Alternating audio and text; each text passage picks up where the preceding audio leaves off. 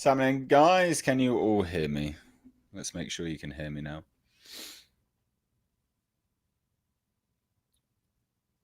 Double check that it all works.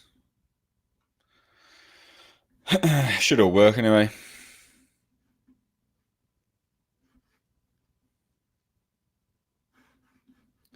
Chat is always delayed, which is a bit irritating.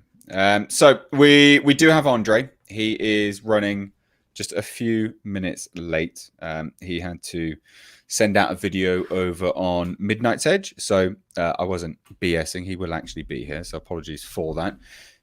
He sends his apologies for running a little bit late as well. Kind of one of those things, really, when you're dealing with people from multiple channels and things like that. So this will also go out on the main channel afterwards, because I think this will be an interesting topic for to stay on the channel. So hello, if you are watching this not live, we're going to be talking everything He-Man, basically, and the title itself, obviously, the toxic masculinity of He-Man is a pretty kind of integral part of all of that. Now, I know a lot of people, I've read all of the kind of pre-chat to all of that, which came up, and a lot of people were referencing the sort of homoeroticism of He-Man. I think that is definitely an interesting part to delve into. Me and Andre will obviously discuss that, but the sort of homoerotic part of He-Man definitely doesn't actually detract from the element of it being toxic, kind of toxic masculinity, because there's multiple avenues to kind of go down with respect to all of that, kind of discussing it wise anyway. So I think I definitely kind of, I understand that part of it for sure, but like I say, it's something which we will discuss. Just obviously waiting for Andre to show up. I'll be there in 10, he says. God damn. I'm going to have to entertain everyone for 10 minutes.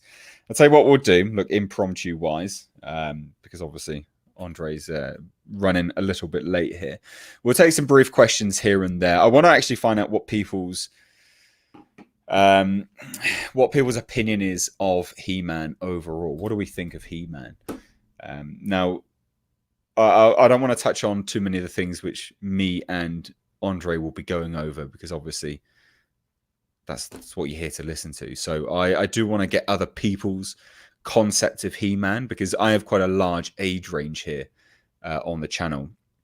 What do you guys think of He-Man? What do you guys think of the original cartoon? If the original cartoon is something which you're even familiar with, let me know. So we've got Dolph Lundgren, was a great He-Man. We've got He-Man born out of the bodybuilding culture of the 80s. Yes. Yes and no. Yes and no, for sure. He-Man is good if done right. Like the 2000. We've got my older cousin loved He-Man. He had all of the 80s toys. He's awesome. That's what I think. Well, okay, short and sweet, I guess. I love Skeletor and his constant roasting of his minions. The best. Yeah, it was pretty fun, to be fair. Yeah, okay, cool. Daniel Tucker, we got a $5 super chat. Thank you so much, my man. His cross on his chest is probably considered a hate symbol in the age of woke outrage. Yeah, probably. Probably, my dude. Very, very, yeah, probably. For those that are tuning in, guys, Andre is running 10 minutes late, so apologies for that. But I wasn't going to just sit and wait, obviously, on the back end of all of this. Not saying anything, I did have to get this going, so apologies that Andre's not here. He is running late. We will get to it soon as he arrives, but if you are just kind of tuning in now, then that's why it's just me. He is on the way. Okay, cool. So I grew up with He-Man. Okay, so yeah, same with Thundercats. Yeah, I think there's definitely there is an age range which is absolutely grown up with He-Man. It's interesting. I think most of the people that grew up with He-Man and saw it mainly from a childhood perspective. I don't think necessarily those sorts of people that age range reference or see the major reference in hindsight, well, now they probably do, to the sort of homoerotic elements of He-Man. Like I say, we will get into all of that as well when Andre eventually decides to show up. I'm 38. I grew up on He-Man. I've always wanted to see an updated version by modern special effects, not this woke change the characters to fit today's social politics BS. Yes, definitely. I do not think he was toxic. He was always trying to make friends and do things peacefully. Yep. You're taking the title literally. That's more a tongue-in-cheek thing. You should know that by now. We do a lot of tongue-in-cheek elements here on this channel. I'm just going to delve into the settings here, I'm afraid. I will be away. Well, not away. I'm still going to be reading things. But I just need to check some of the settings out on this.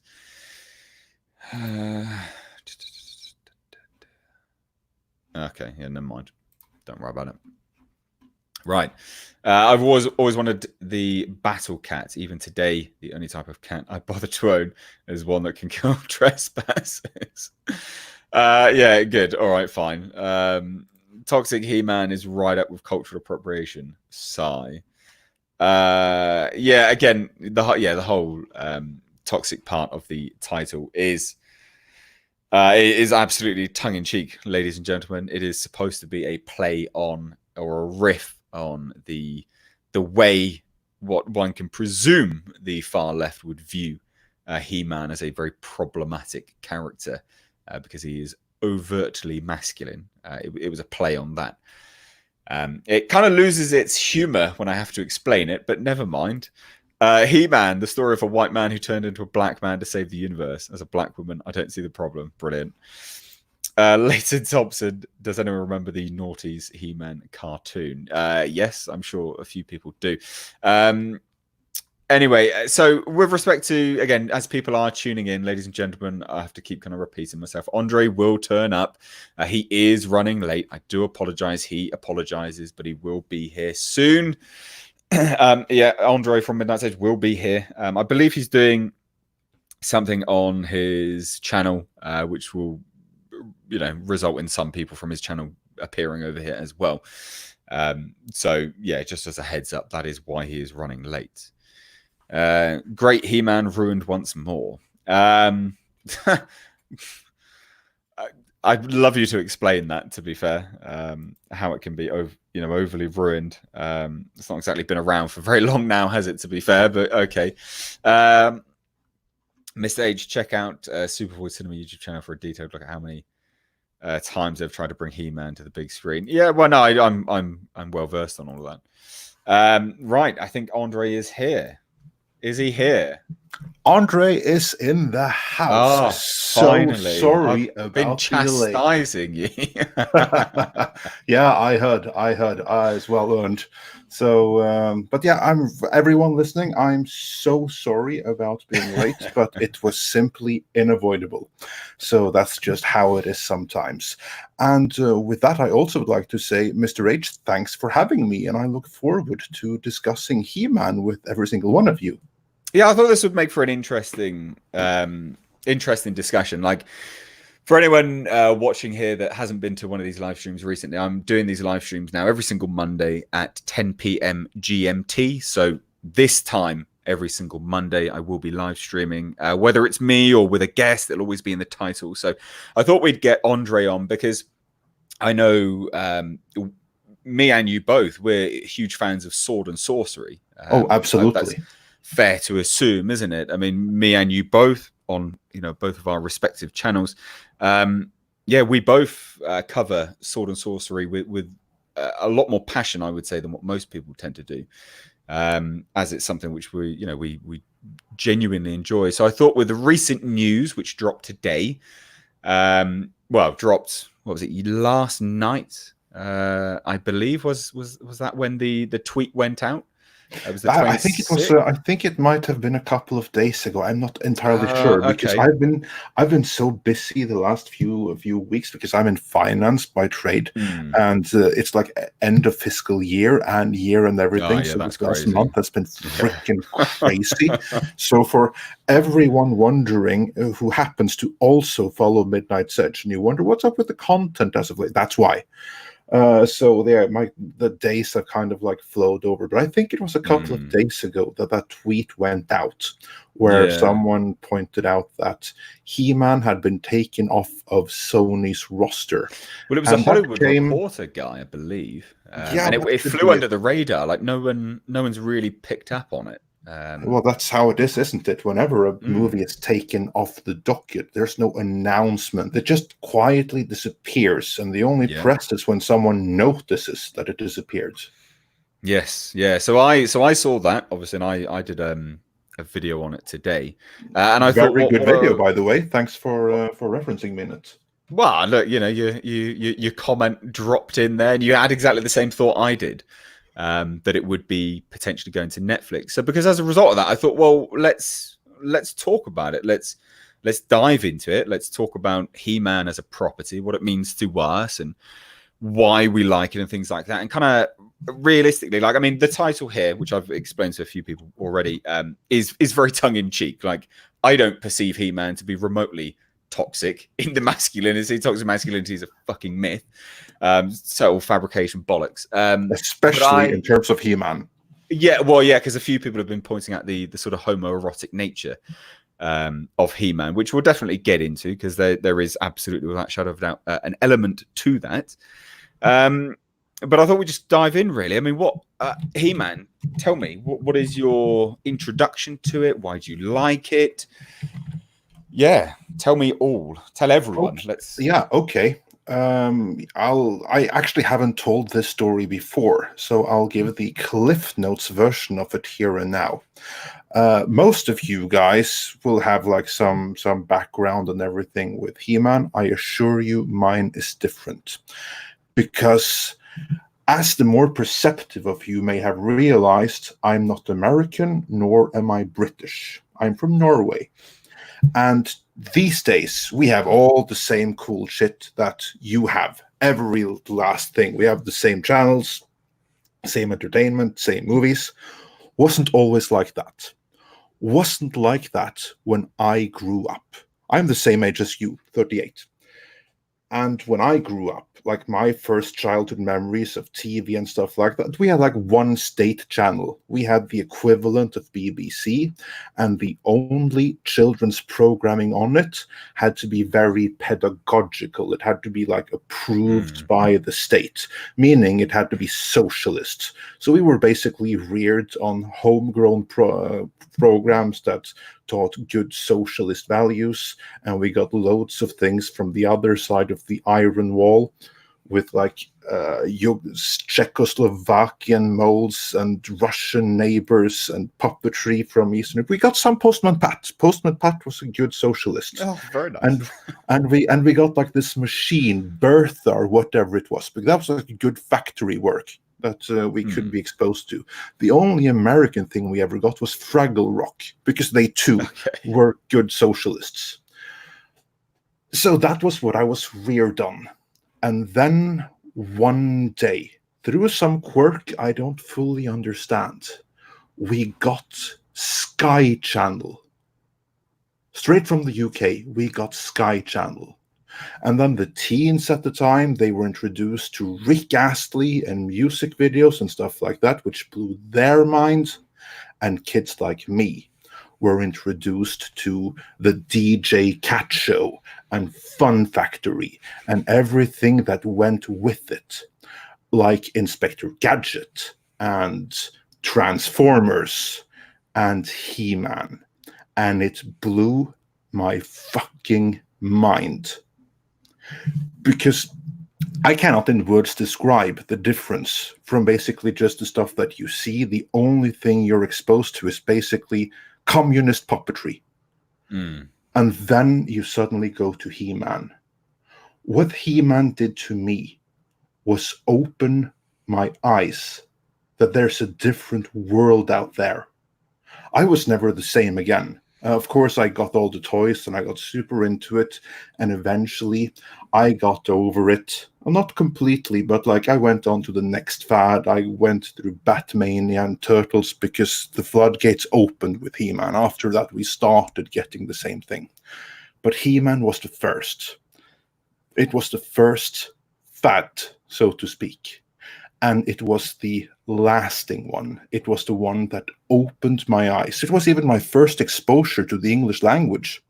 I kid you not, Okay. my first English words were in an accent as million times as bad as it is right now. Was like, by the power of Grayskull, I have the power. That was like the first thing that came out of mine and every other 38-year-old's today's mouths when they were kids were those words. So yeah, that's really what He-Man is to me. It's something that opened my eyes to a bigger world, and that later would basically make me question everything that we had been raised to believe and take for granted and all of those things. So that's what He-Man is to me. It symbolizes something more than the commercial product that it was. That's the most important thing. On top of that, I think it's an amazing mythology. Only later did I learn what kind of ripoff it is of Conan. I wasn't a Conan fan until much, much later. But still, just the world building, the coolness of Skeletor, the magic, the sorcery, the mystery, just the mystery of it all. Like, what's the history of this world? What's the world building, the designs, the and just the bodies. Yeah, I know many people get into like the homoeroticism aspect of it. Fuck you all. Teal-eyes almost naked too. So no, and I liked it. I liked the bodybuilding aspect of it. I thought it promoted healthy ideals and everything. People are like complaining that Barbie was unrealistic and everything. Well, yeah, well, look at what we had to grow up with He-Man. But you know what? It gave us something to inspire to. Like He-Man, along with Arnold Schwarzenegger, maybe didn't turn so many into bodybuilders, but it certainly made loads of people interested in going to the gym and pumping some iron. No, interesting, very, very interesting. So you referenced that you found Conan much later. So much later. My introduction to He-Man's kind of the reverse, I guess, to a certain degree. So I knew of Schlan or Slain. Yeah, Slain, the 2000 AD title. Yes, 2008. I'm aware of its existence, but I've never actually read it. Dude, it's the best. I've got a if ever you're I know you do pop over to London. I've got a hardback collection of Slain, which you can take. A good introduction to the world. Awesome! It's I'll beautiful book. Really hardback. It's a really nice collection. So my introduction to He-Man was through Slain, He-Man, and then Conan. So I kind of worked about it in a similar route, but not. So I kind of came to Conan last. But it was introduced through Slain, because obviously Slain is the 2000 AD sword and sorcery. Kind of, it's their version of Conan, isn't it? Really, but not, and I guess kind of their version of He-Man also in a way, but again, but not. There's similarities which run through them all, and yeah, it's not quite as deep a meaning as it is for you than it is for me, because I really liked Slain growing up, reading the comics and things like that. It's absolutely unbelievable. And it's that which kind of piqued my interest at the sword and sorcery and things like that. I mean, I think there's definitely an age and an era, an age bracket of guys that have grown up with a certain liking for that world, I guess, and that kind of genre, that sword and sorcery genre. But yeah, so Slain, He-Man, Conan. Absolutely amazing. I just think I like the fact that you reference the kind of homoeroticism, I guess, and the kind of bodybuilding aspect, because a lot of people would look at bodybuilding and say it's inherently homoerotic anyway, which I think is, and I think it's a completely wrong way to look at it, quite frankly. I agree completely. Because the thing is, yeah, sorry, carry on. I'll say no, my please perspective. be my guest. Be Yeah. my guest. No, basically, I would guest, just get so. if you, yeah, quite so. Yeah, no. When you consider homoeroticism, what is it really? It's basically something erotic that's centered around men instead of women, and of course, we all agree that the female form is much, much more beautiful than the male form. I think we can all agree to that. Yes. That being said, if you do want to celebrate the male form, then bodybuilding and looking at the kind of like bodies of the ancient Greek statues is definitely the way to go. That is how you do that. That is how you celebrate the male form. And of course, if you cannot celebrate the male form without linking it to homoeroticism, then you're kind of screwed. Then you're like, well, what do you do then? You celebrate schlobbiness, or do you try to aspire to something more? And if that's aspiring to something more, do you try and shape something to be the epitome of masculinity, or do you, do you celebrate essentially just being a slob? Yeah, exactly. Yeah. Exactly. So we get an interesting comment from Tom here. I think most of the homoeroticism came out of the media, not any of the content, really, in my opinion. I guess that's completely the case. I think it's a case of people looked at it and said, "Oh, that's homoerotic," and then they twisted it and made it homoerotic based around their own perception of it. So again, like the news of a Master of the Universe movie has been floating around for so long, and each time it kind of rises to the surface, I get my hopes up, and I just go, yes, we're going to get it finally. Friend of the channel, I don't know whether you did any videos on it when it surfaced at the time, but friend of my channel, Paul Gerard, the concept artist, released all of his dark horror Masters of the Universe concept art, which was actually, that kind of piqued a lot of people's interest. I think that was about a year and a half ago, 2 years ago now. Yeah, that was some great concept art right there, concept art. And we have like several rounds of concept art being released over the years. Yes. Yeah. Well, I guess that let's talk about that then. Let's talk about trying to get this bloody reboot off the ground.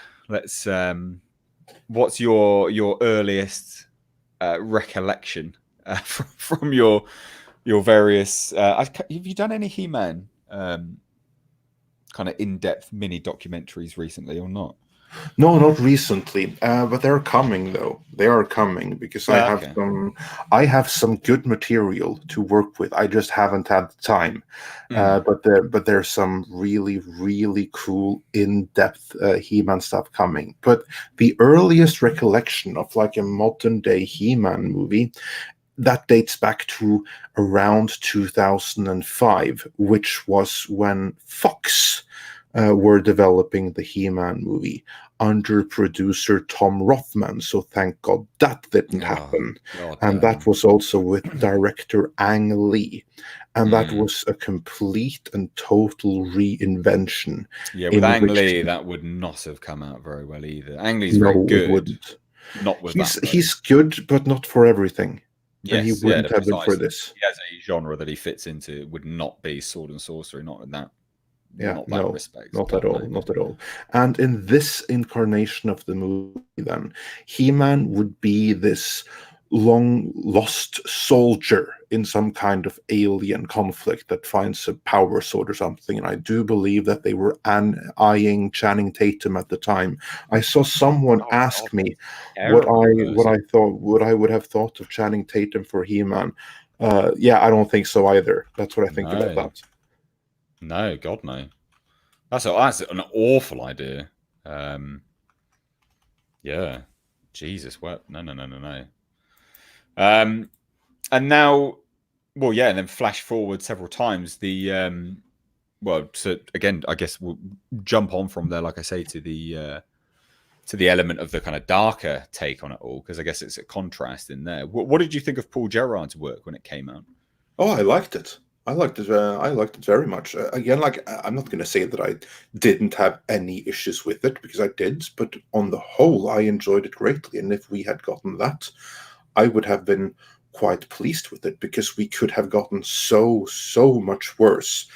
Because here's like the thing with He-Man, I think it's really cinematic already. I don't think you need to do that much changes to the designs. I don't Mm, think you need to do any changes to the world, like the world and the colors and everything. That I think is fantastic, exactly as mm, it is in Filmation. And of yeah, course, you need to do like some minor modifications, but like the 2002 revival series demonstrated, it only has to be slight, yeah. and it'll still look good. And I think it's going to translate amazingly well to live action by sticking faithful to it. And Gerard's design were, on the whole, pretty faithful to it, which I enjoyed.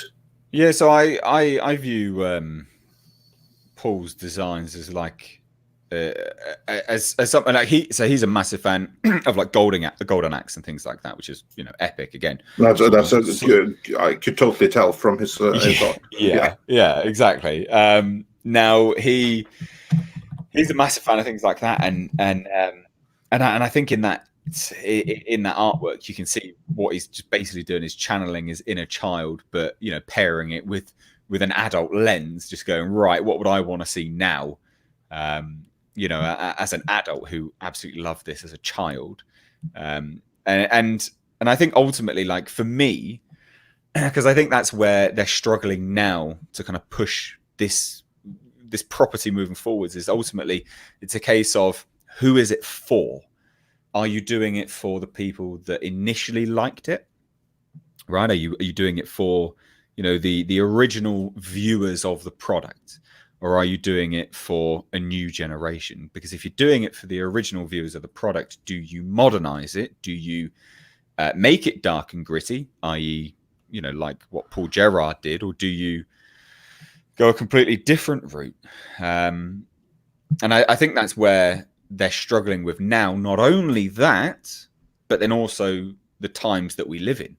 Having a product, studios don't have any faith in making an ultra masculine, male led movie anymore. It doesn't seem to be anyway, because this thing's just been floundering non-stop. And then, hey, look, potentially going to Netflix anyway. which probably is for the better, because Sony have proven that they, with the people that they have there, are completely, utterly incapable of handling this. So I'm quite happy about it. But here's the thing with Sony: the movie, it's not just one movie. There's been like 5, 6 completely different iterations of it over the decade that Sony has had it, because the movie has been developed, shut down, started over, and then rinse and repeat several times over. So the most Mm. recent movie that they were developing with the Ney brothers, which probably is the one that I would imagine is being ported over to Netflix, Well, they even is had an actor, didn't they? They had a Disney kid. Noah. if Netflix decides to, like, maybe nix him I can't and remember go already. with Look, someone else, I will not be shedding any tears. Noah Uh, Centineo. He is a. yeah, He is. I'm fairly certain he's a Disney kid, which I guess for me, this Disney. Let me see. His American actor. He's known for his roles. The final 3 seasons of television. Blah blah blah blah. Yeah, Disney Channel. He's a Disney boy. I thought he was. He would be fine for Prince Adam, for sure. Having that kind of. Well, I don't want to say effeminate, but a Disney-esque boy for Prince Adam. Yeah, sure, no worries. Noah Centineo, but not is for it not Centineo, or maybe? Oh, I don't know. Centineo. I'll put it in the chat if anyone wants to take a look at it. You can go and look at it. Look at him. Go and take it. Go and give him a Google. Noah Centineo. He hasn't really done too much. They are all primarily well, this would have been out there for him. Put it that way. All the He teen would have been. boppers love him though, so that's like that's Yes. casting that's done to bring in certain segments of the population that otherwise wouldn't go. Oh, well, interestingly, Tom just pointed this out. I wasn't too keen on him until I seen a pic of him at the Kids' Choice Awards last year, and I pointed out to Andre how he must be bulking up. Interesting. I'm sure he is. Mr. H, you're a bodybuilder. How much do you think that he realistically can bulk up from the point where he was last time we saw him, like say 6 months ago, and assume that shooting is 6 months in the future? How much can be done in terms of bulking up? Well, let me just try and ascertain a picture of him from. Because like he has a good frame to 2019. build on. So how much can be done? Well, yeah. So interesting. Yeah, for those that don't know, I have competed as a bodybuilder. Not that you will really know because you just see my floating head. So I'm looking at some pictures from 2019 movie and TV, the MTV movie and TV thing. Yeah, he's a relative frame there, but the issue is without any exogenous hormones, he wouldn't be able to gain that much. Because he's got a base already. And for anyone that has done any lifting of any sort will know that it's always within the first 6 to 12 months where you'll gain the most. And he already has a frame, so he's already lifted.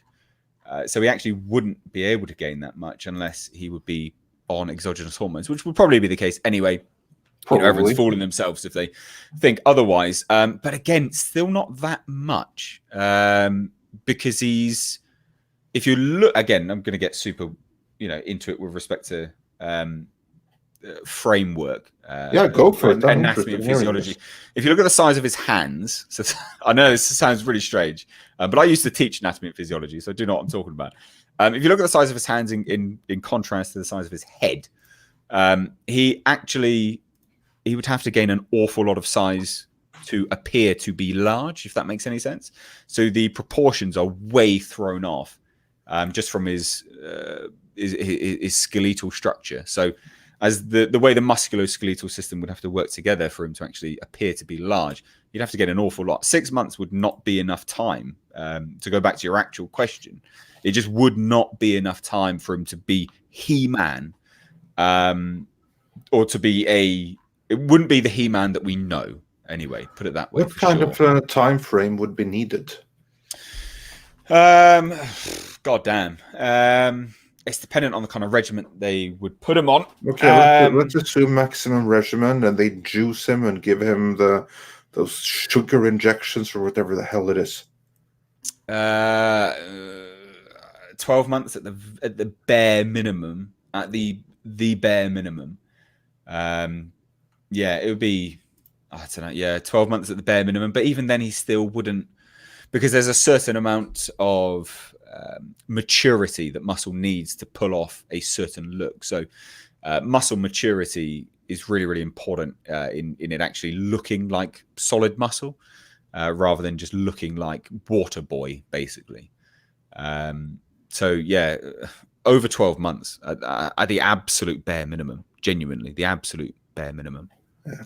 Apparently, he's gotten some kind of knee injury lately. Yeah, so I saw that. I saw that. Could that have been a result of doing too much in the gym, or maybe like the ligaments don't keep up with the muscle because he juices too much or something? Is that so again, for anyone that doesn't know, when you take an exogenous hormone, you can gain a lot of strength, but your ligaments don't have the same amount of strength. They can still snap and go ping. So, yeah, it could actually be from that, to be perfectly honest. But even looking at the pictures when he's on his crutches, it doesn't look like he's been training. He actually looks really skinny. Yeah, that's what worried me too, because I would expect him that by now you should see some kind of improvement. Yeah, well, yeah, you'd think so. I mean, he looking at pictures from 2019 to when he's in the crutches, he actually looks like he's lost weight, which is real bad. So yeah, I don't really understand what he's doing. To be fair, I as a Prince Adam type, he'd work. Anything else, they'd have to get someone. They would have to get another person. Um, Absolutely, there's no doubt. He would not be able to portray He-Man remotely.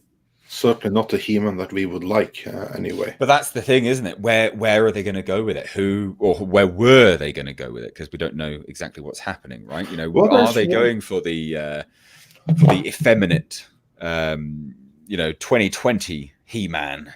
Yeah, no, that's what has me worried. And there is one actor out there who's been linked to the role for years, who I think would have been perfectly fine. I've seen several in the comments correctly name him Kellen Lutz. What do you think about that? I know the name. I don't know the face. Yeah, he'd do it.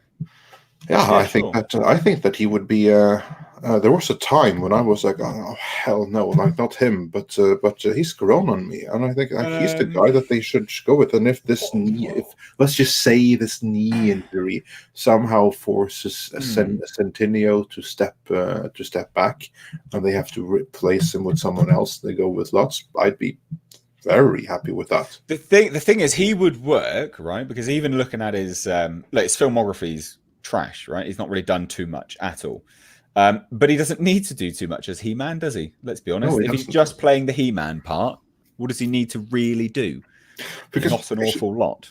Yeah, here's the thing though with He-Man. He-Man is really not the interesting character. He-Man is kind of there, but to me at least, the interesting character was Skeletor. And the interesting relationship wasn't the one between He-Man and Teela with this, will they, won't they? No, it was the relationship between Skeletor and Evelyn. That's what it was all about, and that's what I really enjoyed about the 2002 series, was the interaction between Keldor before he became Skeletor and Teela, and then seeing like how their relationship changed. You just know that they went completely down before he before he turned into Skeletor, and yeah, like that thing there, like that's where you need the proper actors. You need someone solid to pull off Skeletor, and you need someone really, really good to carry off Evelyn. And then He-Man, basically, he just has to be there, and he kind of has to look the part. And if he can do that, then he's really done most of what he needs. Because let's be honest here, well, He-Man was never the interesting part of He-Man. No. He's really not. Like He-Man was just. So realistically, like you've got the three characters, which were the most interesting to a certain degree. Like Prince Adam is somewhat interesting, to a certain degree. He's a little bit more. He's a little less. He-Man's basically one-dimensional, right? Which is fine. He doesn't need to be anything else but a one-dimensional character, because it's the duality between Prince Adam and He-Man which creates a more well-rounded character. But then again, like you say, you got the Skeletor and Evil Lyn kind of section of it. So yeah, I mean, you're completely right, absolutely completely right. But who would you have play Skeletor? Because that's something which they never even came out with. The last rumors we did hear was that potentially He-Man and Skeletor were going to be brothers, for God's sake. Oh my God, that's so stupid. Like, why do they have to do these stupid fucking things? I'm perfectly happy with him being the brother of Randor. If anything, that makes it better. That makes sense. Because, like, in my headcanon and like in some comics and stuff like that, Keldor was the firstborn son of King Randor, but he was the illegitimate bastard offspring of the king, and I don't know, probably some Gar prostitute or something like that. so Skeletor, like he never belonged with either humans or Gar, because he was always a half-breed, but he always knew that he was the firstborn. He was the one righteous in his mind, inheritor of Eternia. He was the one that should be king. So he kind of like has that claim to it in a sense, which also goes a very long way in justifying it. It adds that conviction that a villain needs. Like a Yes, villain it has does. to have conviction. If they don't have It conviction, does. they're really, really boring. They're paper thin. They're a Marvel villain, right? Unless they've got Exactly. conviction, they're a paper thin. They get wet and they just disappear. So Yeah. And that's like the beauty with Skeletor in that way, that he's really compelling, and those are the things that make him compelling. And you have some of that in the Filmation series, but not too much of it, because that's like the thing. There's some cheesy elements and stuff there that people give way too much attention. But you have some real story in there. You just have to bring that up to the forefront. And that's like what I mean. You want to nail a He-Man movie, you go with Skeletor. That's where you nail it. Yeah, no, I completely agree. Interesting comment from Mike's Geek Corner is Joel Kinnaman was someone that he thought could be good for He-Man because he's got the height, he can bulk up, as seen in Altered Carbon, and has an acting range. What do you think to that? Joel Kinnaman, Swedish, so from my next door country. Have you got issues? You got beef? Only with the fact that I think he's overrated as fuck. That's just my personal opinion. I like Sweden and I love Swedish people. Him, I think, is kind of like overrated. Okay. I think he was really boring as RoboCop. I think like the only reason he got the role is because he was so skinny. I gotta disagree with Mike that he can bulk up. I don't think that he can. I think that he can make himself sinewy, but he doesn't have the body type to bulk up. He can lift all the weights in the world, and it's just going to make him more defined. It's not going to be any mass. So he's got an athletic body type. He's not large enough to play. He-Man. He's definitely got the height. I will say I liked him in Altered Carbon for sure. I've not liked him in anything else, put it that way. But I did like him in Altered Carbon. I think his best work has been in some of the Swedish movies that he's been in, because there he show a little bit more range, and then he's then been cast in some American stuff, and I really liked him in the American remake of Forbrydelsen. What was it called? The Killing. I think he was really good in that. Oh, that was the first time I saw him actually. The Killing. He bounces. That's the series, isn't it? He bounces off. Yeah, it's a series. It was an original Danish series. On Netflix. No, he's great in that. He plays an addict, doesn't he? No, he plays a policeman, but this policeman who very much so comes across as an addict. He comes across like this hobo, like kind of like. No, he was. He's a former addict in that series. Yeah. He was great in that. He was very good. Because like that was one of the better American remakes of Nordic crime, of Nordic noir. I had no idea that was a remake. In fairness, I watched that and I genuinely liked that. I thought it was very good. No, it was really good in its own right, and that's what I always keep on saying. Like many of the Nordic noir, they really lend themselves to remakes, both in the UK and the US. So the ones I've seen remakes of have been pretty decent, and you'd be surprised at how many both movies and TV series are remakes of Nordic stuff that came before. But again, that's slightly next to this topic. They even make it a point. I mean, that's a shame, really. You'd think that they should tell people that it's a something which is adapted from other things or out and out remade. That's a shame, to be fair. But look, Tom said something interesting here. What's the guy's name who played comedian and Thomas Wayne? So Jeffrey Dean Morgan. He should play Man at Arms. He totally should. He'd be great in that. Yeah, I think.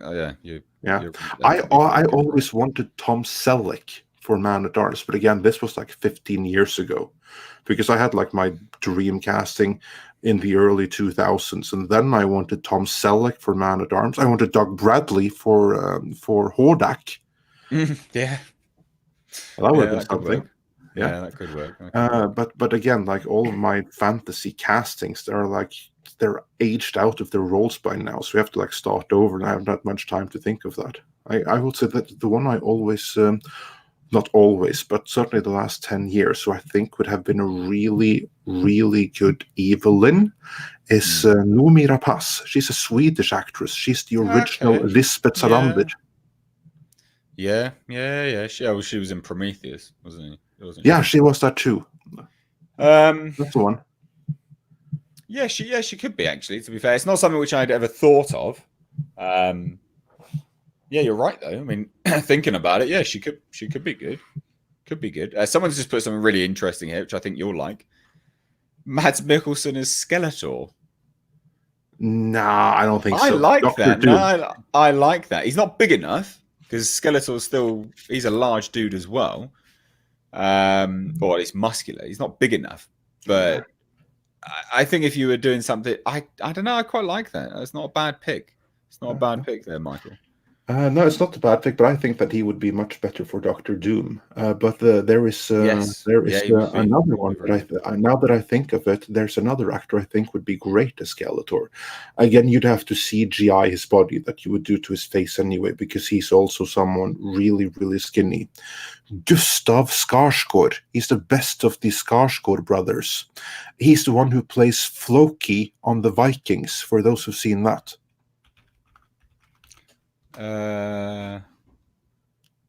Okay.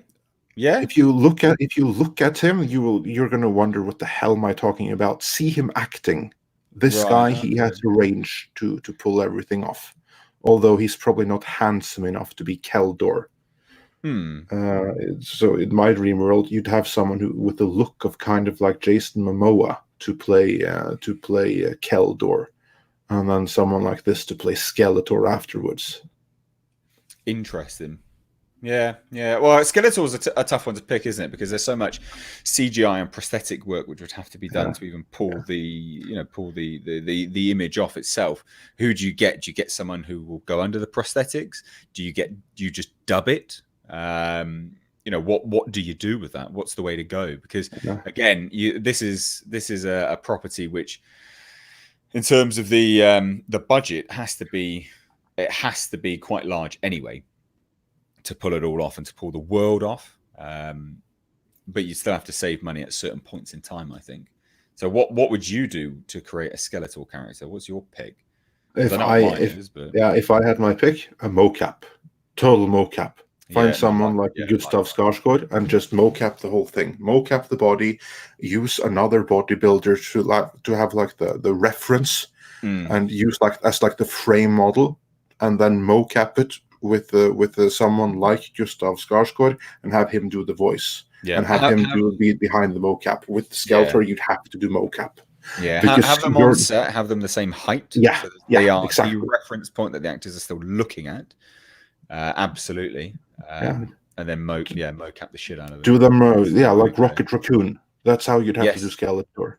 Yeah, but without because Ignore the size, because like Rocket Raccoon is raccoon size, but I'm just talking about like the general thing, because they're on set. You'd have like the guy who plays the pirate, the brother of James Gunn, Sean Gunn.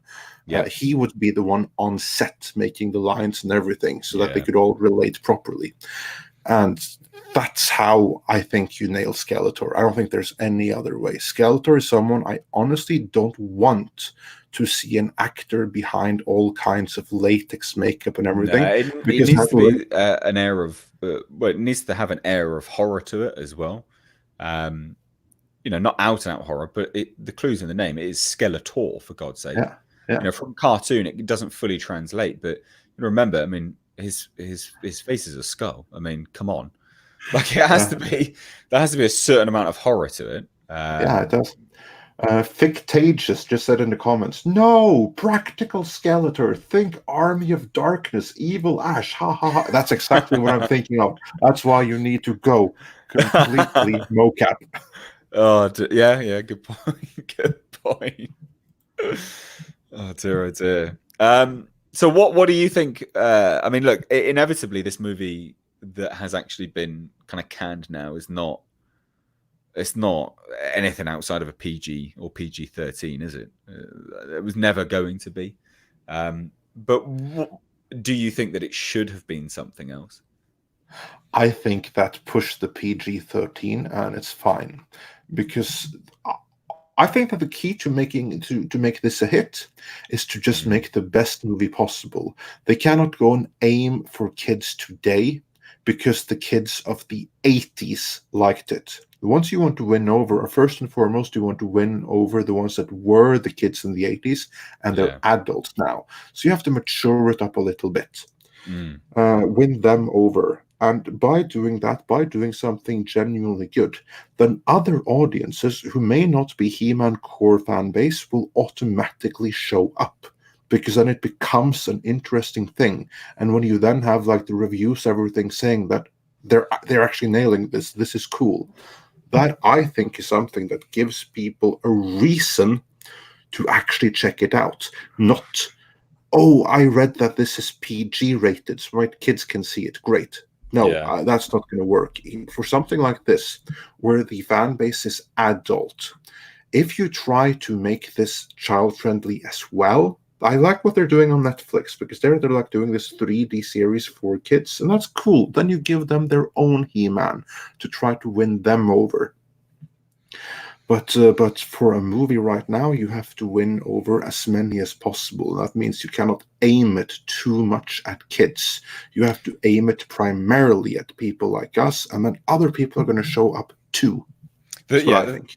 I completely agree. The thing is, they like this has been around for so long, but not around for so long. Like if I was to go and ask, like a 6-7-year-old now what He-Man is, they're probably not going to know what it is, right? I'm not going to have a freaking clue. Precisely. So you have to appease. Ultimately, they will have the fans of He-Man's money anyway, right? Just like they will, like they have with everything else, like Terminator, for instance, right? Terminator. I'm not sure that they have the fans there. Well, no, but I mean, well, look, people still went out to see it. The fan base is smaller now. This is what I mean. Like an older property, the fan base becomes smaller and smaller as it ages, because they, the more and more they create something which is garbage, but they don't even appease the fans. The fan base becomes less and less, and they don't attract any newer fans.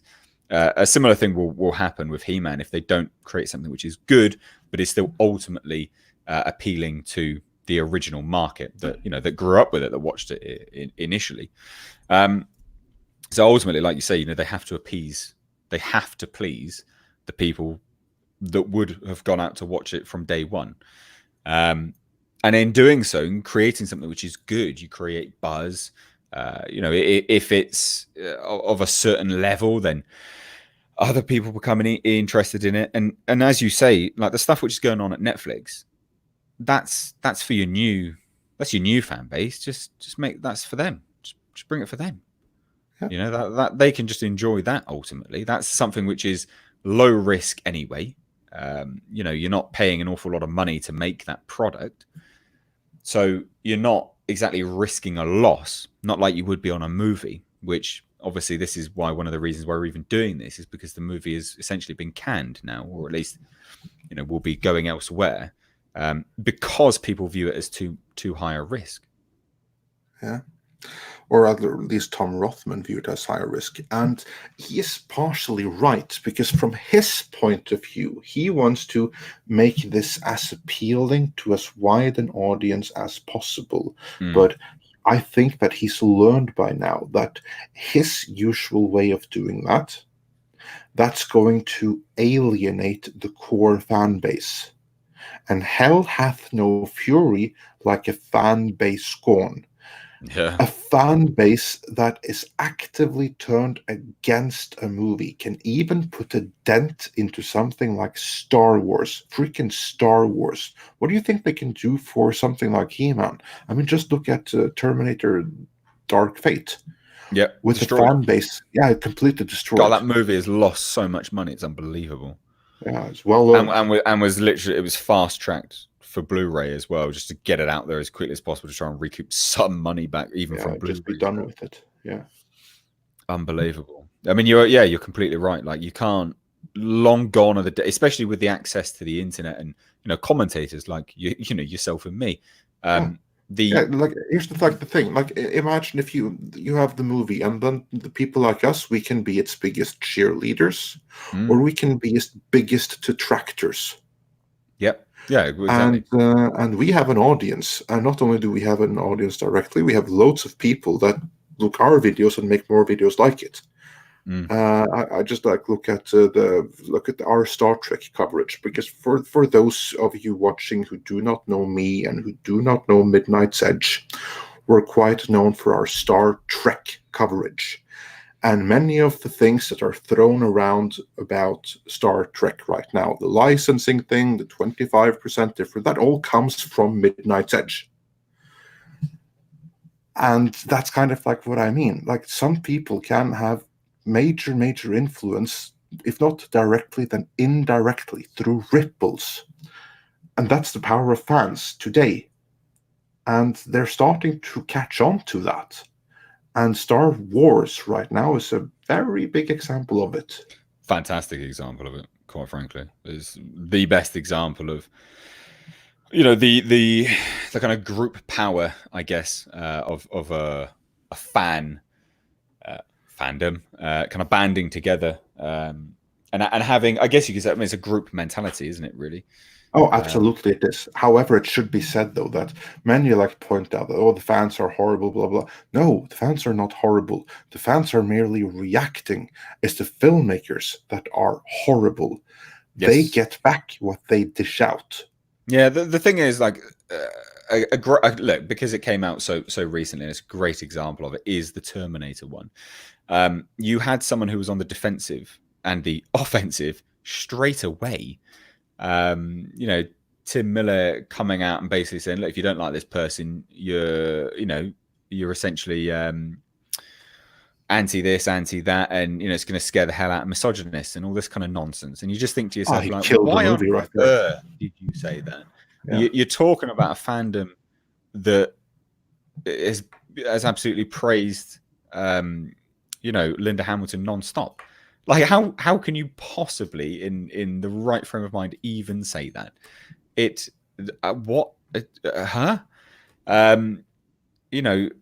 yeah, I don't know. It just basically. No, please. He killed the movie in that one interview. Yeah, absolutely did. And I think what's fascinating, and you get this as well, is that when people are working on a project that they know is bad, right? That's how leaks come out, because people often ask, how have you got these? What's happening? How are these leaks happening now? Because that's the thing. Like, a lot of people are going, well, films are just spoiled nowadays. And it's like, well, no, the film is spoiled anyway because it's a bad script. And the reason why we get, these spoilers that come out anyway is because people know that the film is bad and they want to talk about it. Exactly. They want to tell people how bad it is. That's why. Like, I was sent, I think you even did a video on it. Like, no one believed me at the time. But even if you go back and watch Terminator Dark Fate, in the video which I released, which I had audio footage.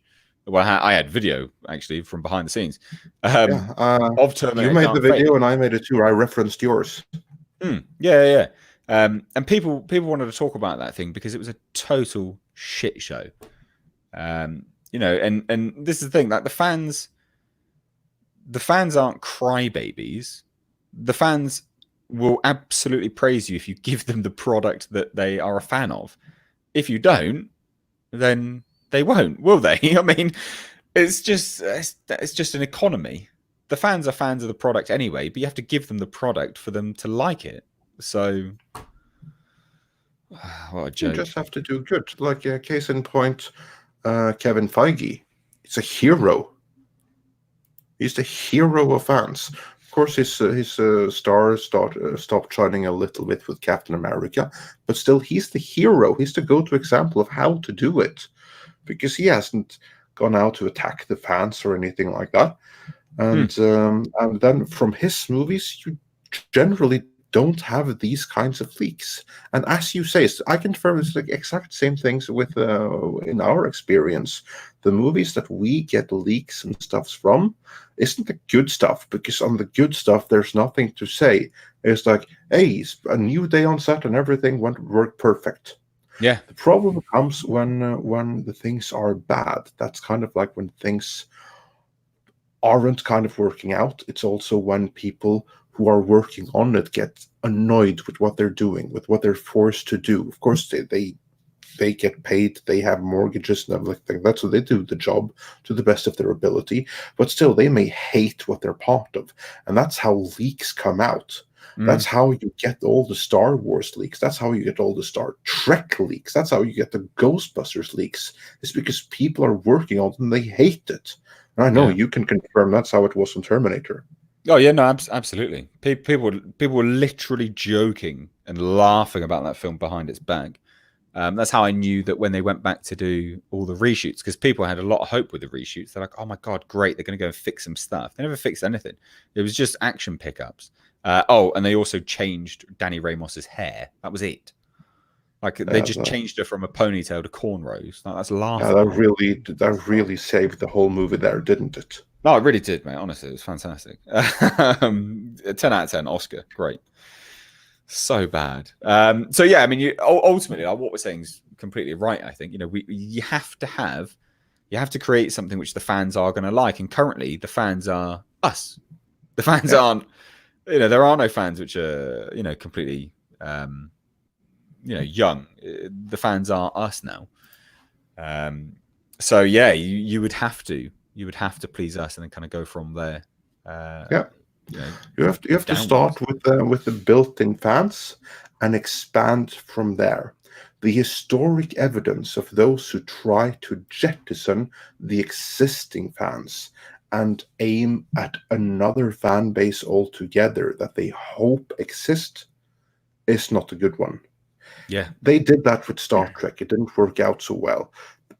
They did that with Star Wars, and what they got was a bunch of narcissists. Well, yeah, you've got. Well, the thing is you appealed to with respect to Star Trek, you appealed to the left, to the far left, and those people cannibalize themselves, as evidenced by all of these people sending death threats to everyone. These aren't nice people. They aren't sane people. Yes, the fans might sit there and bitch and moan, but they're not going to send you a death threat, for God's sake, are they?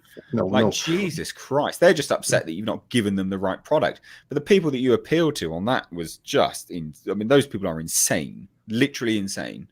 Having death threats over what? A movie, really? Yeah, and that's the new fan base. That's who they brought in. People who are only there not for the property itself, but for the ideology it represents, I guess. And you speak against their ideology, then you are an evil person that must be silenced. That right there is a great example. If you're appealing to an ideology as opposed to just a story and a narrative, if you're getting people on board because of an ideology, you better damn wish that you're never going to go against those people, because you've got them on an ideological level. Like that's damn near indoctrination. They will turn around. That's when it's scary, right? Again, those are the people that will send you death threats. Yeah, and they have absolutely no love for the property, not on its own. It's only conditioned by its adherence to their ideopolitical preferences. The moment it messes that up, then it's turning their backs. Just look at Rise of Skywalker. Yeah. Rise of Skywalker was in a really unlucky position because it had lost the support of fans because of the previous movie. The previous movie, like all of the people that it was made for, they loved it. Like the Hollywood press, they freaking gushed about it. And then you now have a movie that undoes the movie that they loved. So the end result then is that critics bash it and fans bash it for very different reasons. But still, that's what you get for appealing to that kind of audience in the crowd, or for that kind of audience in the first place, rather than the built-in fans, which is something that they try to do with The Force Awakens. And The Force Awakens is one of the biggest hits in the world. Many people, they don't like The Force Awakens today, but people only started backlashing against that, or at least most people, after The Last Jedi. Yeah. I mean, there was the complaint that it was a bit derivative and things like this, and there's all those comments. But that was by design. Yeah, but it wasn't out and out hated, was it? Like people were. No, it wasn't. Not at all. Yeah. And just look at the repeat viewings it had. Like it got close to $2 billion. You don't do that without. I think it did hit $2 billion. Did it? I don't recall right now. Anyway, it's one of the biggest movies ever, and that doesn't happen without repeat viewings and loads of them. Yes. So yeah, Oh yeah. people turned on it later, but I don't think that they would have turned if it had continued in the same direction for movies 2 and 3. Then I think it would, like the prequels, it would have built a fan base of its own. But as it stood, that never happened. So let's I guess like where'd you go with He-Man then? Like what do you do? Because in this culture, like I called this the toxic masculinity of He-Man. Because it is like I don't think He-Man is toxically masculine. I think that's complete bollocks anyway. I those kind of phrases and things like that is utterly laughable. But I did that from the perspective of the assumed backlash that a studio would receive. I've titled this what I believe a studio is kind of bracing for if they were to release He-Man as we're expecting it. Do you think that's the case? Do you think that that's the world we live in, that you just simply can't get He-Man? I think you couldn't do it last year, which of course is completely, utterly ridiculous because there is nothing toxic masculinity about He-Man. Like There's He-Man nothing doesn't. toxic about masculinity either, ladies and No, gentlemen. Right? I agree. Just to address the chat here and also yourself, when people start throwing these kind of comments around, you just need to turn around and call them a misandrist, right? Yeah. Just that one Yeah. word, misandrist. If you don't know what it is, look it up. It's a word which I keep pushing here on this channel more and more now. And I'm very glad I keep doing it because more and more people keep going, well, thank you so much. I didn't know what it was. It is literally the opposite of misogyny, right? We keep labeling how bad misogyny is and these things like this. But so often we allow misandry to go unchecked. These people that band around the term toxic masculinity are just misandrists. That's Not all they only are. do we let it go unchecked, we celebrate It's it. praised. It's literally Some more than praised. others. Some more than others. From my point of view, and I do not mean this as a slight against you or any other Brit in any particular way, because I know that the Britain is just as divided as everywhere else. But those making the headlines and the agenda and everything in the UK, I get the impression are particularly bad. It's an impression I get seen from outside. No, well, the left runs the media currently in the UK. That's unique everywhere. Well, that's the same everywhere, isn't it? Yeah. But still, you have like the grease of it, and at least in my country, it's not that bad. The misandry really isn't. If you go to the other side of the border, like if I go 2 hours and drive to Sweden, it's a completely different world right away. So, so getting back to the crux of it all, can we even have a He-Man?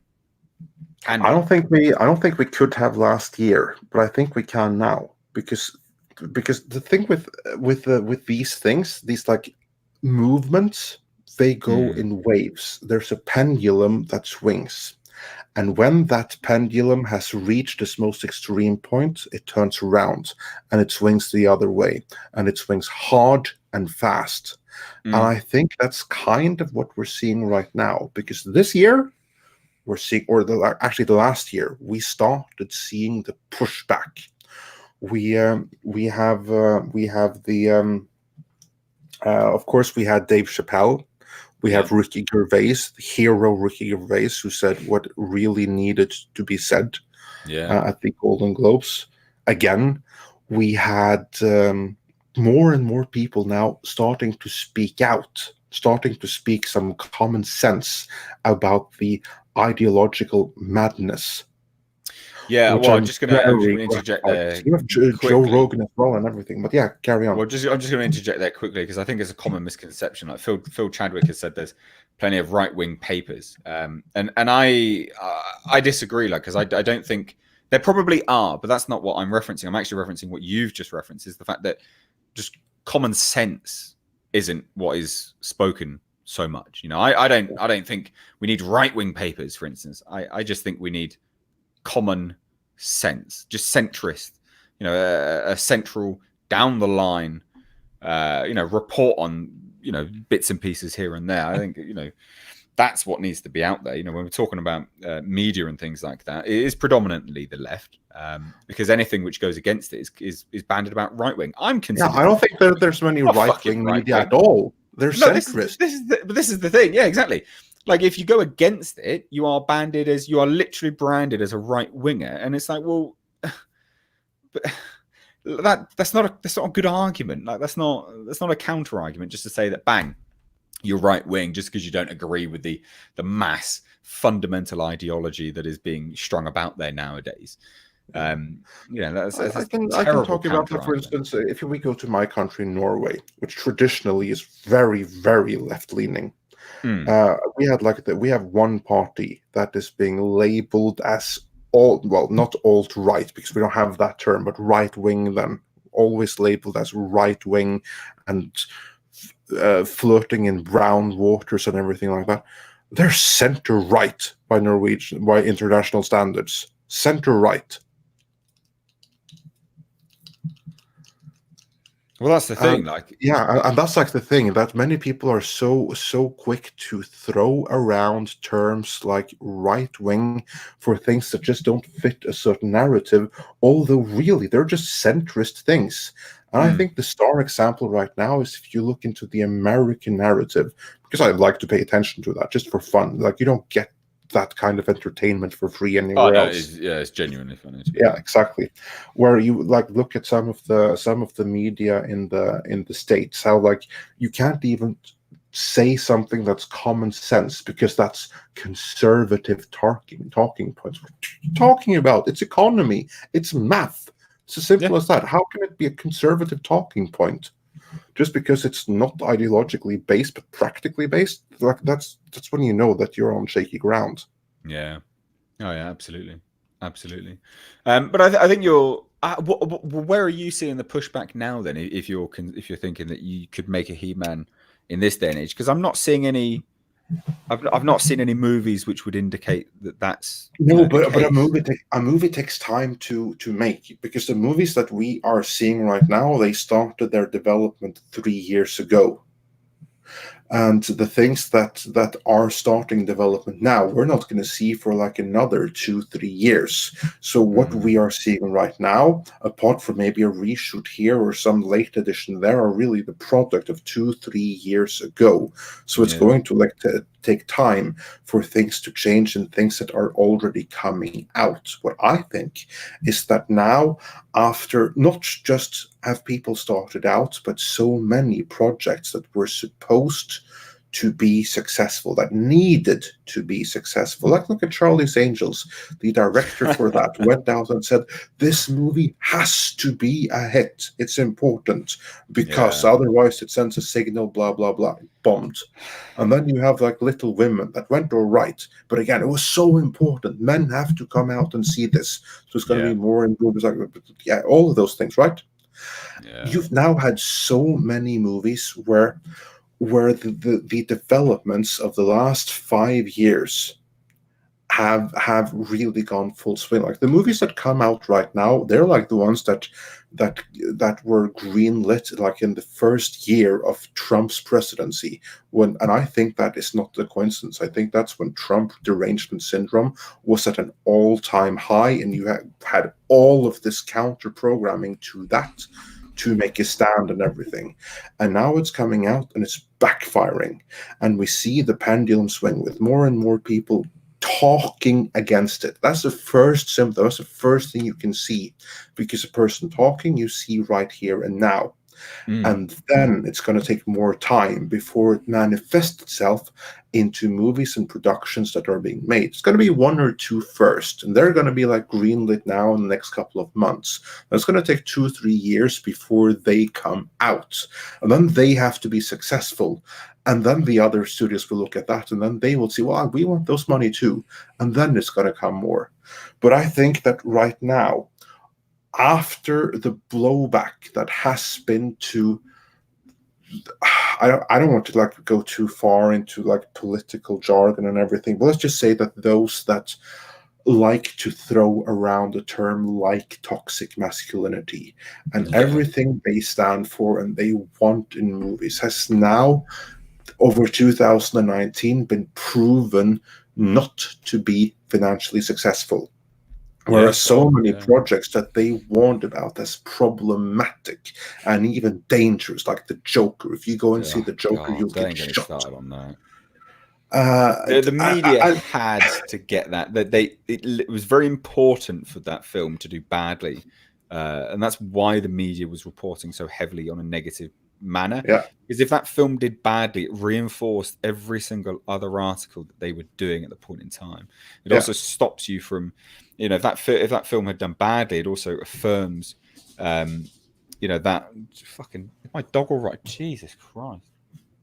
Sorry, there's like a hurricane upstairs. My dog's just Yeah, no, jumped off of dogs a feel bed, I like that. believe. Yeah, Jesus wept. Well, yeah, my dog's pretty famous on this channel, it seems. yeah.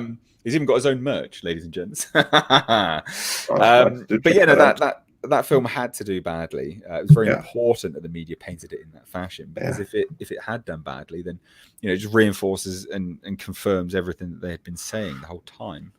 But you're right, like that film. Yeah, there was no way. The fuck that film. yeah. Very, very good film, and very, very glad that it did as well as it did. Film of the year, for me at least. So yeah, I think the pendulum is shifting, and I think we are now approaching an atmosphere where something like He-Man, which on the surface of it, the people that only look at it and make judgments, that they can say, yeah, okay, maybe we can try and gamble on this now. I really think that, because the content of it is really, there's nothing that can be even remotely construed as, and I use the phrase in a mocking term, toxic masculinity. To make that clear, when I use like those kind of terms, I don't use them with any genuine kind of intent. I reject that term, but I Yeah, use it to mock those who do use it sincerely. yeah. Well, yeah, that's As- what the yeah, title is as well. yeah. It's a So mockery. I do think that that a project like He-Man could be made. Now we're not there yet where a proper Conan movie can get made, because unlike He-Man, Conan will chop his enemies' heads off, and then he'll sleep with their woman, Yep. Well, and yeah, then yeah, dump her for another woman, yeah, yeah, and then another one in the same day. yeah. And then just repeat, Yeah. wash, rinse, and repeat. But then that begs the question, right? Why are we at the crossroads we're at now, where it's being removed from the slate and potentially going to Netflix? Why are we Yeah. there then? If it could do well, what's going on? Why? Is it the people at the top? Is it still the that kind of ideology infecting studio heads, kind of blinding them to the potential of massive dollar signs? Because I still think with counter programming, He Man could do epic in theaters. Oh, I agree I completely. genuinely do, Yeah. and I also think the knock-on effect of the economy would be fantastic. And I say the economy, I'm talking about the movie economy, the industry at large. I think something like that would make way for a Conan. Yeah. Yes, further down the line, sure, Yeah. but still, that's the entry point, right? That's how you that's probably the best of both worlds. Introducing He-Man now, and then that would encourage people to go, right, actually, we could probably. Oh, people said, oh, He-Man, would like to a little bit harder art. Oh, well, what we've got we've got Conan, maybe even a Slain. Yeah, exactly. There you go, and that's what I mean. That we're not going to get like the full pendulum swing right away, but what's going to happen is that there's going to be like one or two projects that's going to lead the way and open the door for others. Like for instance, we can get a He-Man movie in 2 to 3 years, and that could lead the way to a Conan movie in 5 or 6. That's kind of like what I'm saying. Now, why this is happening, I have some very strong feelings on that matter. I don't think it has anything to do with counter programming or anything like that. Personally, I'm inclined to believe that in this case, it's all about the people on the top. Mm. The person on the top in Sony, well, he's not the actual top, but for all the purpose of movies, the one on the top is Tom Rothman. And Tom Rothman does not understand and borderline hates genre properties. Tom Rothman is personally responsible for almost every bad comic book movie of the 2000s. He's personally responsible for nearly every single one of them. Tom Rothman is the one that chased Bryan Singer away after he did X-Men 2, and we got that drivel X-Men 3. You can thank Tom Rothman for that. He's the one that mandated Alien vs. Predator be PG-13, set on Earth, and 90 minutes long, instead of a proper adaptation of the excellent Dark Horse comic. That's Tom Rothman. Yeah. And he's the He one. also, as well, he was part to do with Prometheus and all of the very out there tones of Prometheus. Yeah, It was actually a lot of exactly. Tom There you Rothman, go. believe it or not. So a lot of the Yeah. things which you guys thought was so, highbrow and was all to do with Ridley Scott, that was actually Tom Rothman just throwing shit at a wall and seeing what stuck.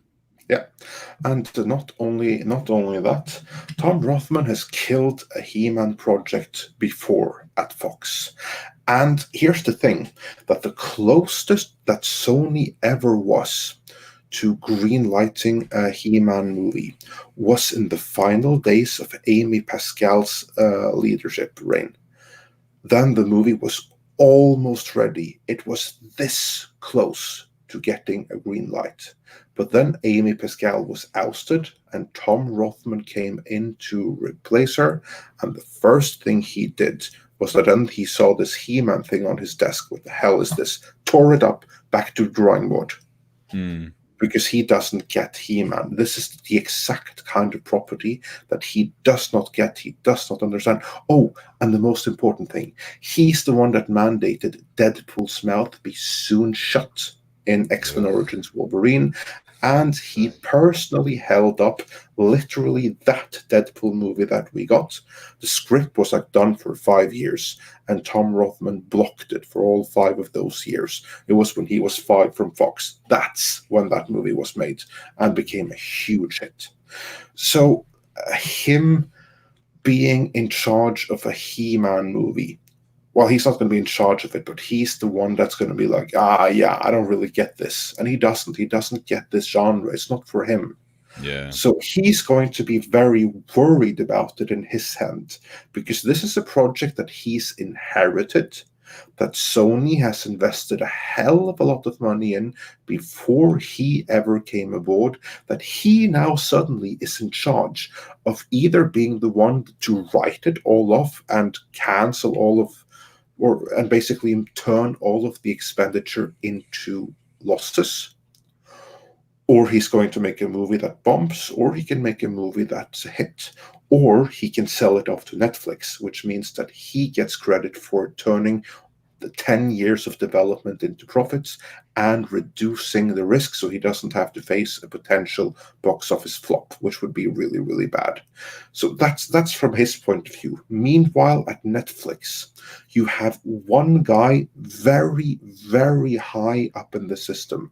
I do not recall his exact name right now, but it's one guy really high up. I think like he's the son of, like his dad owns all of Netflix or something like that. Like he's part of the family, and I mean literally the family. Yeah. And he's a huge He-Man fan. He's the reason why we have like this Kevin Smith thing coming to Netflix. He was instrumental in that. He's the reason why this 3D thing is coming for kids. And you can rest assured that he will have campaigned very hard to get the movie to Netflix as well. So what you have then in Sony, you have one guy that hates genre movies, doesn't understand He-Man in one hand, and you have someone who loves it and does understand it in the other. Well, that puts it at a very difficult position, then, doesn't it? Because ultimately, it'd still be Sony making the movie it will just be handed over to Netflix after the fact for distribution. But here's the thing. That's Netflix independently. will now suddenly be a bill payer. Yeah, They but that's will what I have mean. to say, Yeah, but yeah, it's dependent on the agreement which is worked out, which it offers up an interesting dynamic of butting heads. I think, to be fair, that it does. But I'm inclined to believe that this, if anything, may solve more problems. Because hopefully, I mean, so you just never know, but I quickly, think Mike's Geek Corner raised an interesting point here. Is I think the success of The Witcher and then maybe the upcoming Elric series could bring Conan and other Howard properties to the live action streaming soon. A very good point, actually. The Witcher is, the problem is that some of these properties are still considered to have been infected with a certain ideology. Let's put it that way. Even though we're still getting them and they are still, considered masculine and things like that, they're still thought to be altered somewhat to fit the current climate. So it's dependent if that's still going to be the case with the He-Man property as well.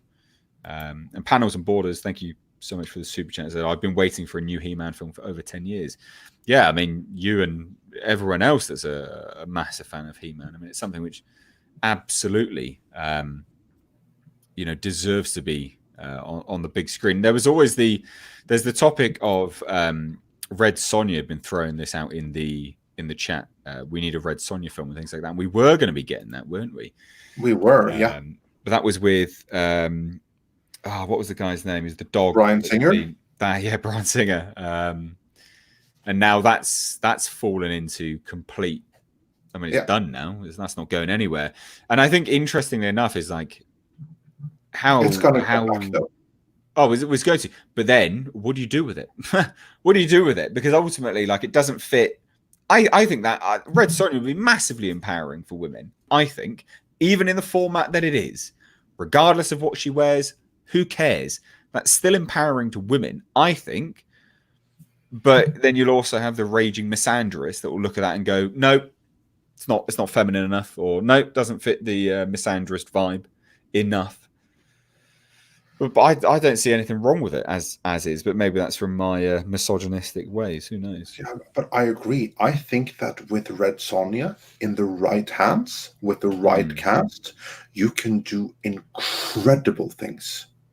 I think Red Sonja is something that you absolutely can turn into a feminist movie that men would still flock to see, because just because it's a feminist movie doesn't mean it has to be a misandrist movie. No, because exactly. Here's the thing, that everything that so far has tried to be feminist has ultimately just been misandrist. But that's because that is genuinely because no one that is an actual feminist calls himself a feminist in this day and age. They don't.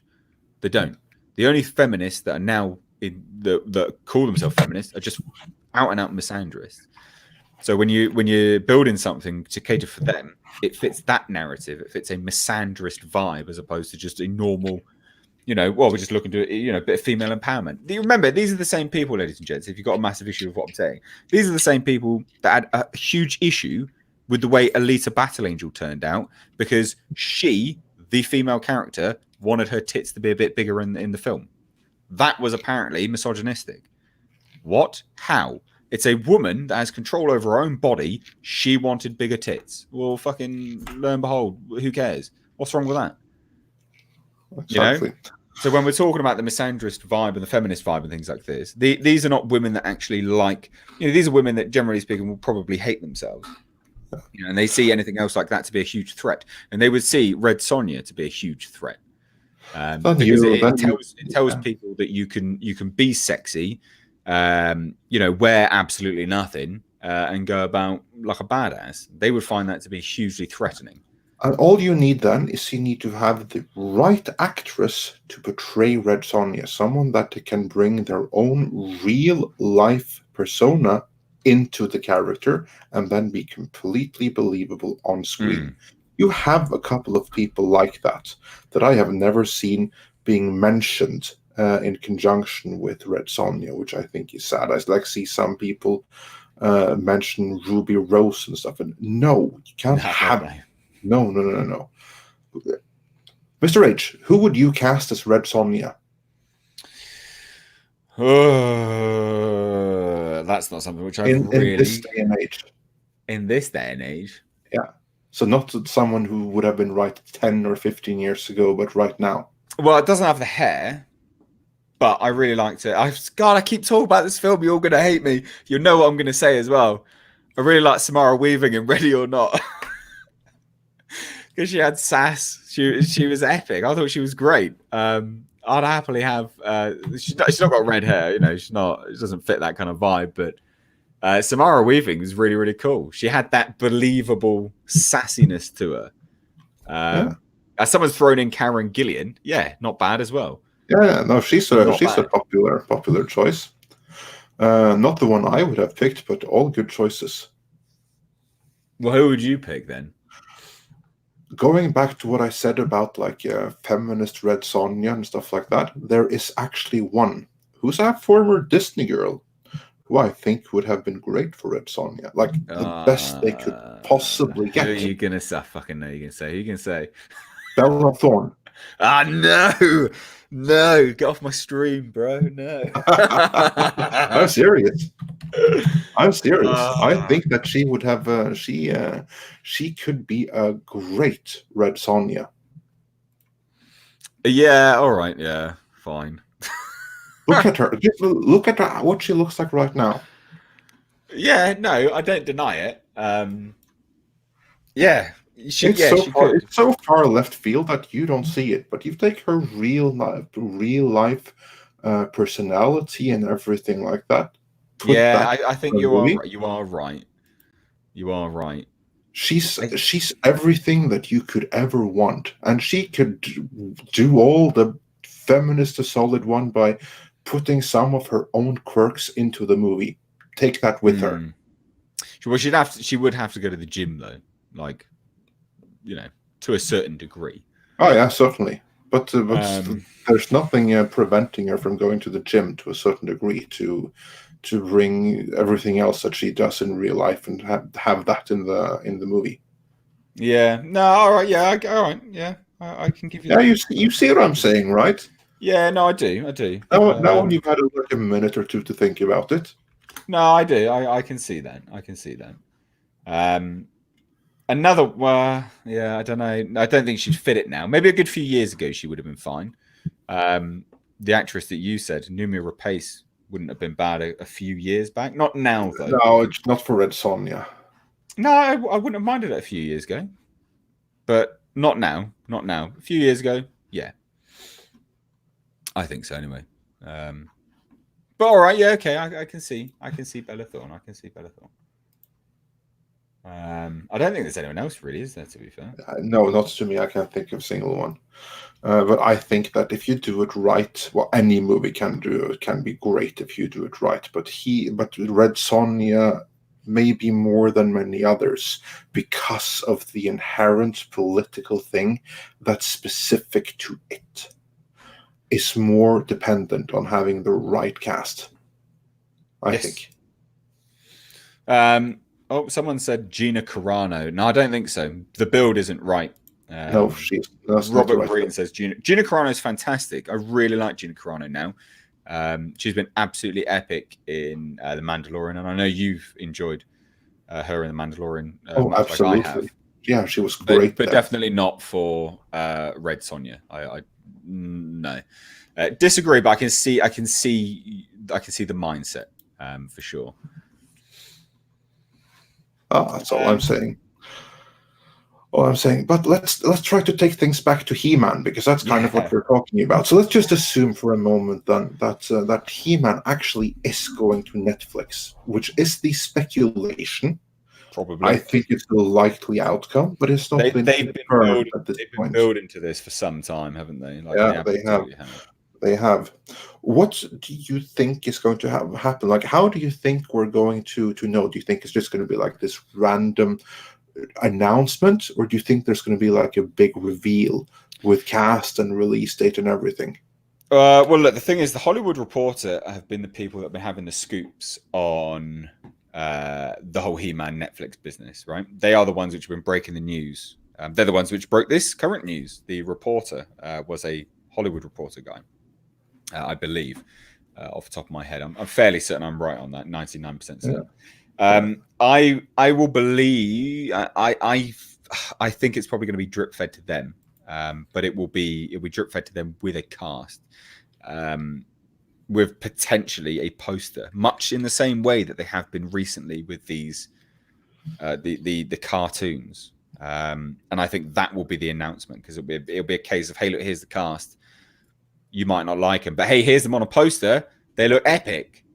I think that's the way it's going to be done.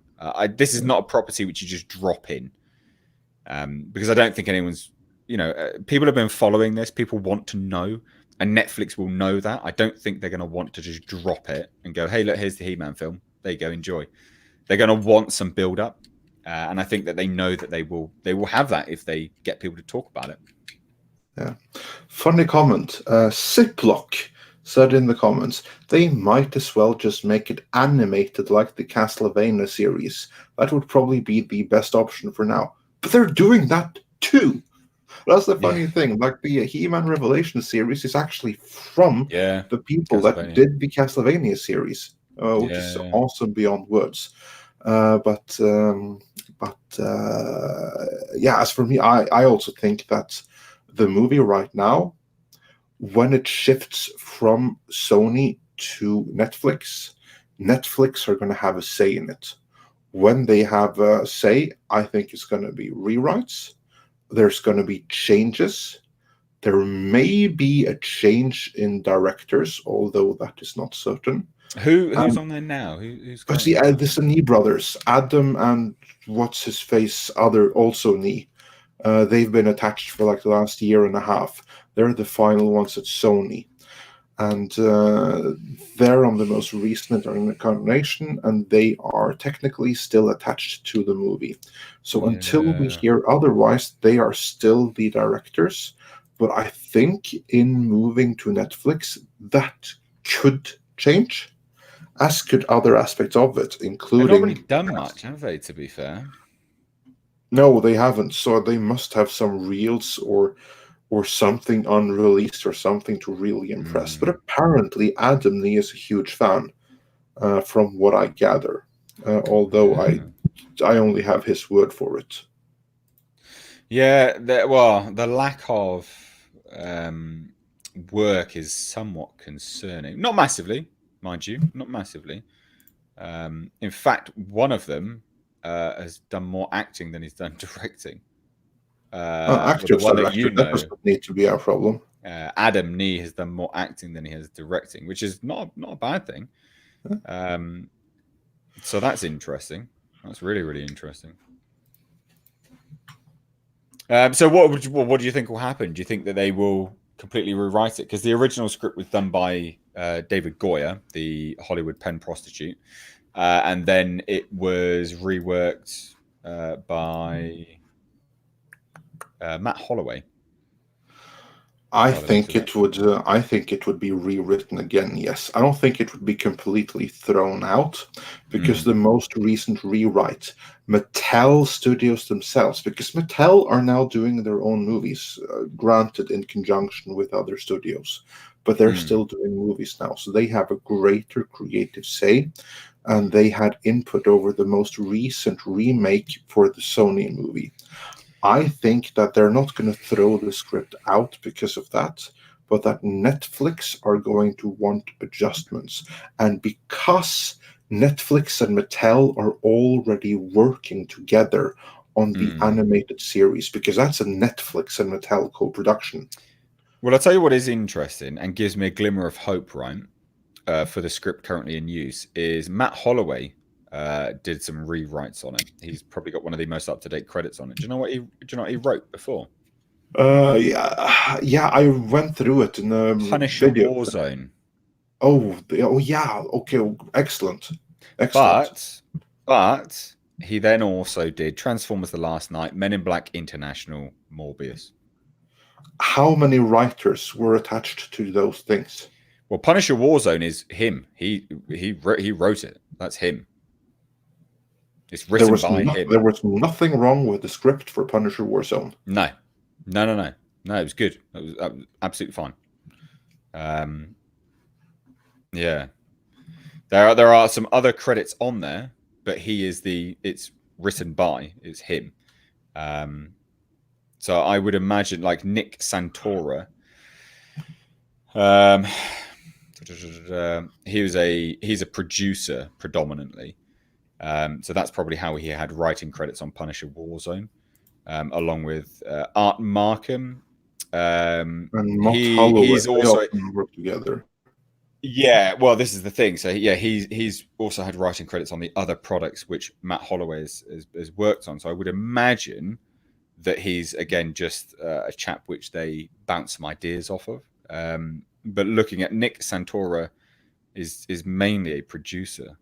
I would imagine the predominant work was done by Matt Holloway by the looks of it.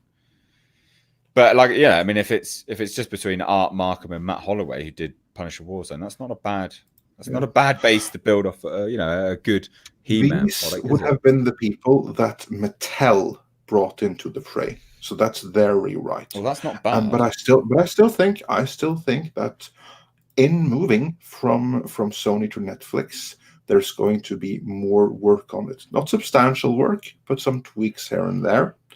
And there could be a change of director, although not necessarily. And there also could be a change of cast. Like, for instance, if Netflix doesn't like Noah Centineo, there's going to be some... He's the only person. There is no one else there.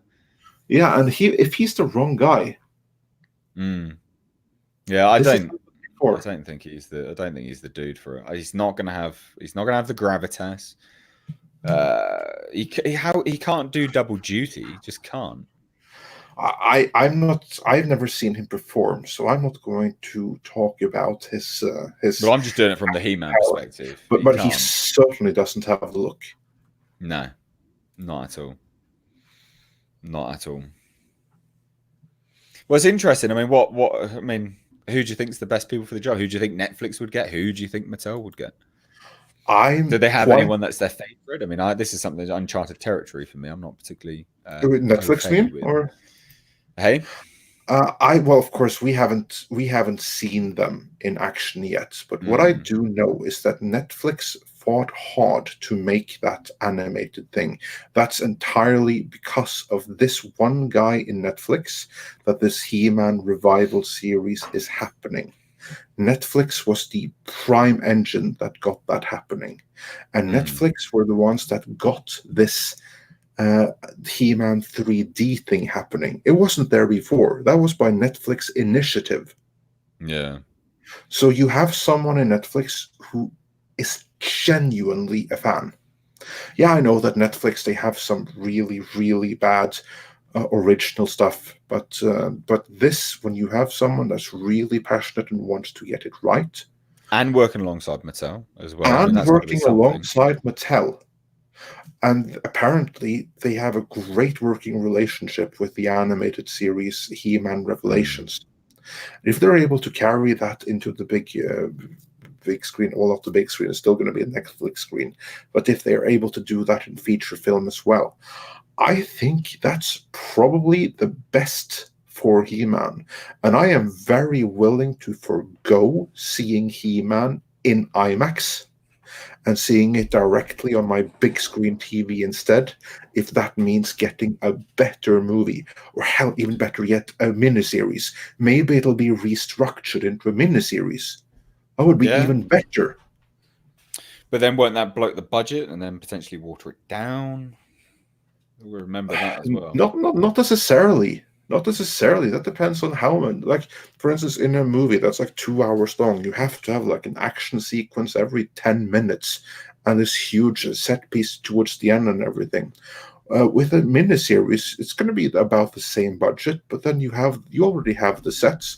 Now you have more time for character development, and you spread the same amount of fight scenes and everything, or action scenes that you would have over the movie. You spread them across like 6 or so episodes. And then you can have like more drama to build, like, for instance, this is just my wishful thinking, but then you could have more episodes to build the relationship between Skeletor and Evelyn and King Randor, maybe even some references to King Nero, all of those things. You just have so much more time to develop.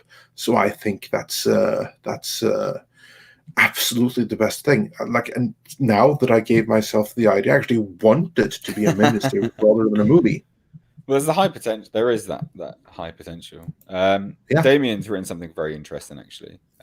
Do you think that the conflict with the He-Man movie is that the 80s, 90s, and 2000s cartoons, along with the comics, diverge in tone? I don't think so. No. But I do think that locking down a tone for the 2010s, now 2020s movie, that is a big issue. That I absolutely think.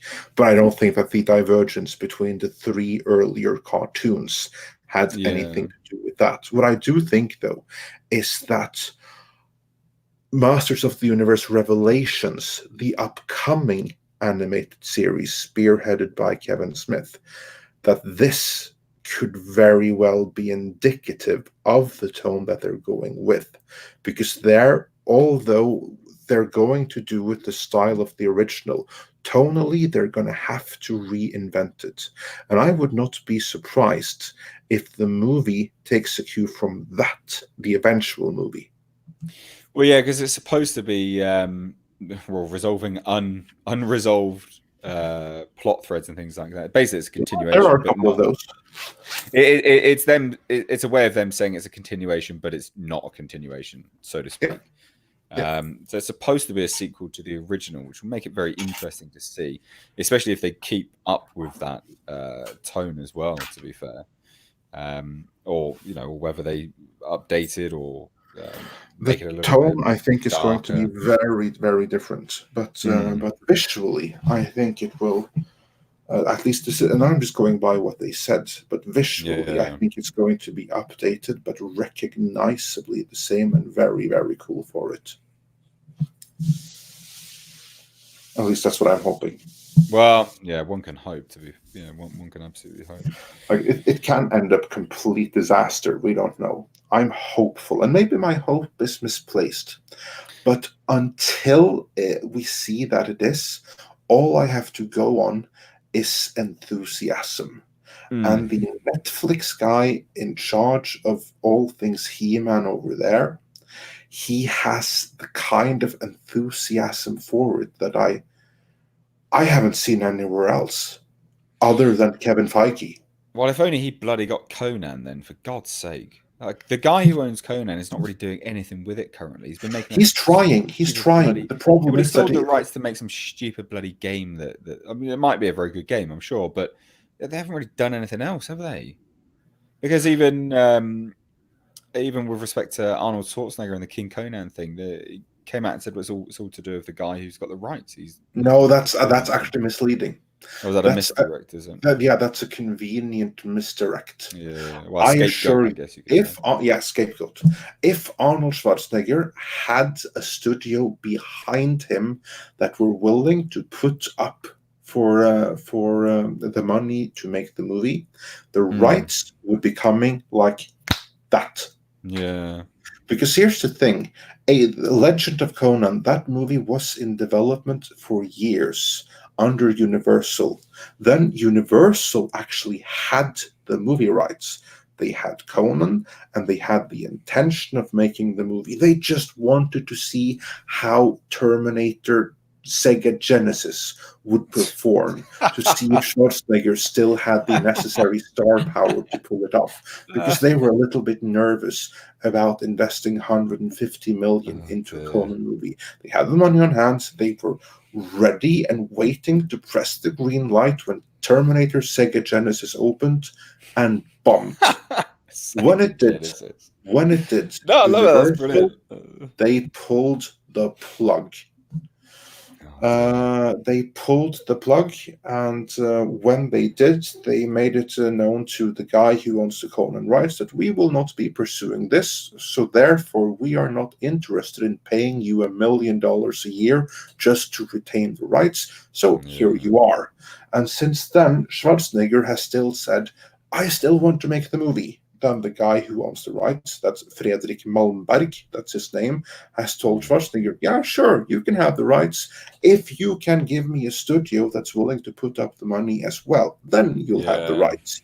Until you do, I have no other choice but to look elsewhere because I took a giant fucking loan to actually buy these things and I have to get some money flowing and I can't wait for you to come up with a studio that's willing to put up the money when you had that and you lost it with Universal. That's what's going on right there. If a studio comes and they're willing to pay for it, they'll get the rights. Simple as that.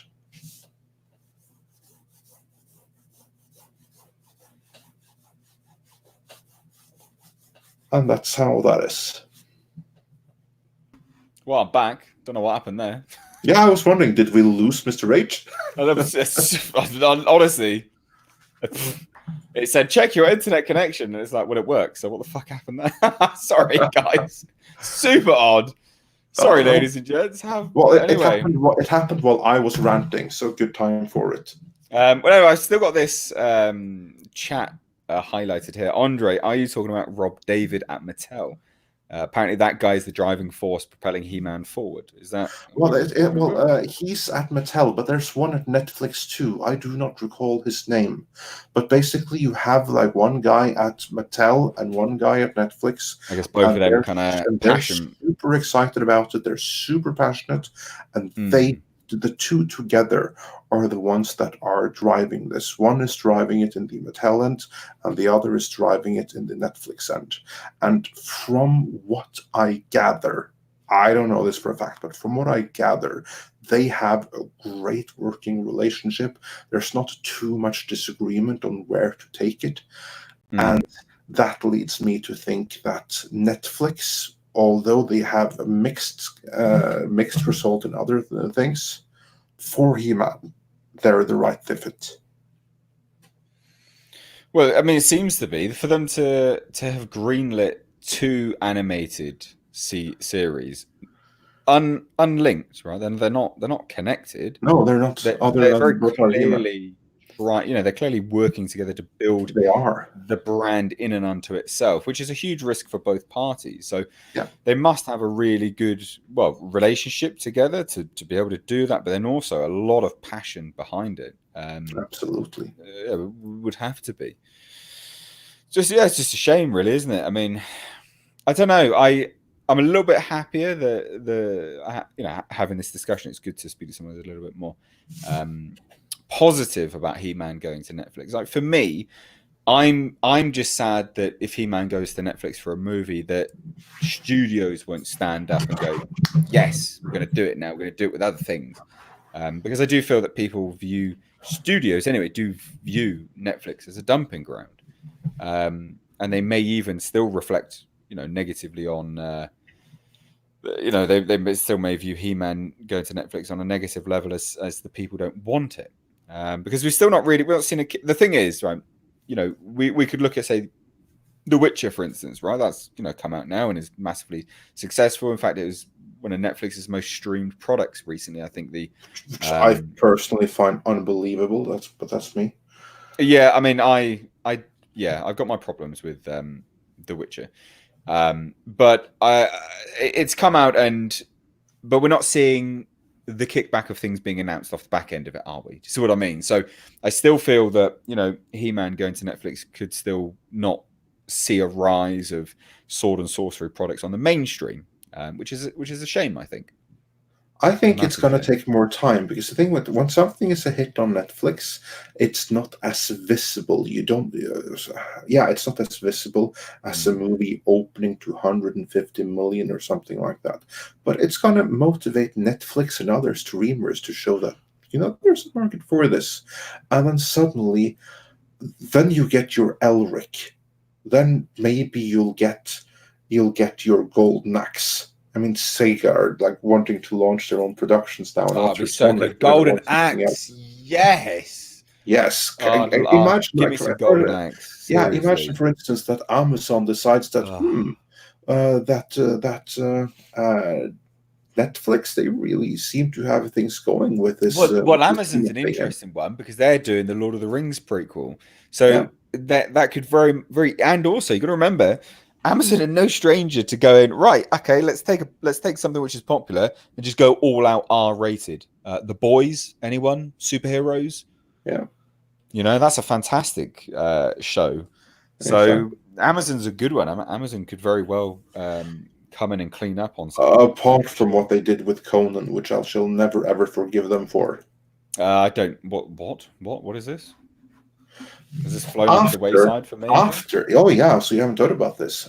After the Legend of Conan, the reason that Schwarzenegger temporarily didn't have the rights is because Fredrik Malmberg, the owner, he took them and he gave them to Amazon. Because Right. Ryan Condal, who right now is developing that Targaryen Game of Thrones prequel, he approached Malmberg about doing a Conan series, which would have Hmm. been a Game of Thrones high end style Conan series, complete and total reboot, but very, very true to the original source material. Basically, adapting all the Conan stories over the course of like 7 seasons or something. That was the vision. Right. And he wrote a few scripts. He took it to Amazon, and Amazon loved it. This is exactly what they wanted. And they placed an order for 2 seasons straight to series order Yeah, I'm with I'm looking Bundle at as the a showrunner. Yeah, yeah, I'm looking at a report now. yeah. But then what happened was that those two guys that did this, they got me too'd, so they were kicked out Oh, of for fuck's Amazon, sake. and then they were replaced by Jennifer Salk, and part of her job was to clean up the image of Amazon in every single way. So she went through their HR policies and everything like that, and she also went through their catalog of in development and upcoming things. The Hmm. Boys was too far along to stop. If the Boys had been at an earlier stage, you can rest assured she would have cancelled it. Conan at this point was still in the writing process. So Jennifer Salk, she said, okay, stop what you're doing immediately, show me the scripts. She had a look at the scripts, and apparently she had damn near a heart attack on the spot. Because those scripts, like, and she's also, I don't like to use the term, but what others would say is a card carrying SJW, and Okay. Yeah. reading the Conan scripts. And for the pilot episode, Ryan Condal, this is a script he had already written at the time. He chose to adapt the original story, Frost Giant's Daughter. This is the one story where Conan comes this close to actually committing a rape. Oh. So You she don't had really so want that she on there, had do you? so Jesus. she had one look at this script and she was beyond horrified. She tore the contract up, and that was the end for Conan at Amazon. Oh, such a shame. I'm reading a report now, and they literally say Conan the Cimmerian series would have been the all-time great sword and sorcery adventure, Yeah, but it did because not I happen. know some people that had read those scripts. I haven't read them, but apparently they were completely, utterly amazing. So Amazon, for all the good they've done, I'll never forgive them because they stopped a Conan series that was coming. It's But the amazing that they then pushed the boys into No, I'm telling um, you, it was too production. late because it was the same two guys that greenlit Conan. They were the ones that greenlit The Boys, and The Boys was already in production. It was too Yeah, far along to stop, whereas Conan was still in the writing stage. yeah, yeah. That's the whole reason. if this woman if this woman Jennifer Salk had the opportunity to stop the boys when it was in pre-production, I assure you she would. You like the boys? Well, that's the result of the guys who greenlit Conan. That's what they wanted for Conan. Well, that is tragic, isn't it? Quite frankly, It is. I would have loved. Yeah, I'm sword and sorcery. I'm all about it. Yeah, That is my jam. Same like creature features. I love creature features. yeah, I So agree it's just my completely. thing. Such a shame. Such a shame. Oh dear, dear, oh dear. You didn't know that, did you? No, I didn't, and it's surprising because I was doing this around that time, so I'm really surprised I didn't know. Um, yeah, I'm really, really. That's God, motherfuckers. Yeah, that's a huge shame. This is right. We've just hit midnight UK time. It's quite late for you now, isn't it? Am I right? Ah, it's quite late, so I'm gonna have to Yeah. call quits pretty soon. Yeah. Well, I mean, let's sound off now. I mean, where can people find you, my dude? Yeah, well, you can find me at Midnight's Edge, and speaking of which, you should also go and check out my sister channel or our sister channel, Midnight's Edge After Dark. That will be going live with Tom, that's been in the chat all this time, with Mecha Random 2 and others. So just search for Midnight's Edge After Dark, and they'll be live very soon. Me, you can find on the Midnight's Edge main channel. If you like this topic, then go and look for the Conan the Barbarian retrospectives that I have done there. That me and Tom actually, which I've heard are the best Conan videos on all of YouTube. So do check those out and see what you think about them. So yeah, that's where you'll find me, and I'm on Twitter. At Andre Einherjar, although I'm no good on Twitter. So yeah. Well, I tagged you in a tweet. So if you want to go and find Andre, I tagged him in the tweet for this live stream, so you can go find that. And I'm obviously over on Twitter, just at Mr. H Reviews, all one word. Thank you so much for watching, guys. This will actually stay on the channel. I don't normally leave live streams up, but when I'm getting guests on, I will be leaving them up on the channel moving forward. So if you're watching this not live and you stayed this long, then please do hit subscribe and please do like the video. And everyone who have watched this now, when it goes up live again, or is kind of published, please do go share it. Would really, really appreciate if everyone could do that, would genuinely appreciate it. And thank you all for tuning in. These live streams are every single Monday at 10 p.m. GMT, or around 2 hours ago. That's when they normally start. But thank you so much for joining, Andre. Hopefully we can get you on a little bit more regular, because everyone seems to have enjoyed you here on the channel. So it seems to have gone down very well. Yeah, well, I'm glad to hear it. I don't want to take up too much of your space. So but, no. yeah. Well, you're more than welcome. If you enjoyed having me here, I'd be glad to come back. Oh, of course. We can shoot the breeze for sure. So anyway, thanks so much for joining in, guys. And as always, take care.